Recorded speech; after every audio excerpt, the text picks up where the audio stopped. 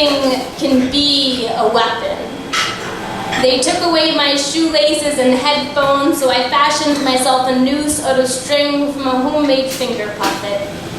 I felt awful for destroying the art someone else had carefully created. I felt worse when no one noticed the rings around my neck. Lessons learned in the Psyche Ward. I learned to associate the scent of hand sanitizer with the loss of sanity. Hard pillows reminding me I couldn't be comfortable here even if I wanted to be. I learned that we take technology for granted. No cameras because of confidentiality, no computers because communication with the outside world is limited to 2 landlines at the end of the hall and nurses listening to everything you say. I learned not to fall in love with nurses.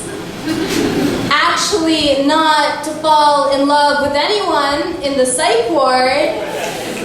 I learned what addiction looks like unfolding before my eyes. My roommate awake at 3 a.m. sweating and shivering. People pound pain pills as they turn to powder anything they could snort, anything to ease the cravings. I learned that showers are great hiding places, whether it's smoking, fucking, or just trying to kill myself. A shower guaranteed me 15 minutes free from nurses smothering me. I learned to cherish being alone. I realized even extroverts need time to themselves, but running away leads to no good. And running away leads to no privileges. I learned that my own belongings are a privilege. My clothing, a stamp of good behavior, hospital gown meaning failure, books are a privilege. Leaving my room is a privilege. Closing the door to the bathroom is a privilege. Showering alone is a privilege.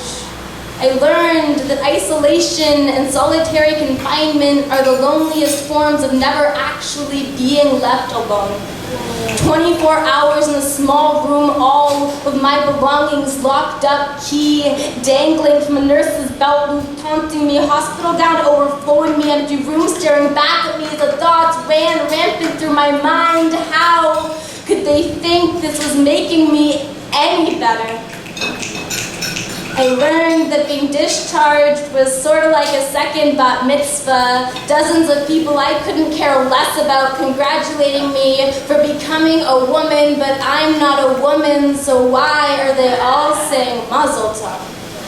And there I was, standing on stage, reading from the Torah, singing the notes implanted into my mind like clockwork, and then there I was. I felt like I was on a stage, a spectacle for the doctors to observe, repeating the lines I've rehearsed in my mind. I'm fine, I'm fine, I'm fine. One of the last things they asked me before letting me leave was, what have you learned during your admission? And I wanted to read them this fucking poem.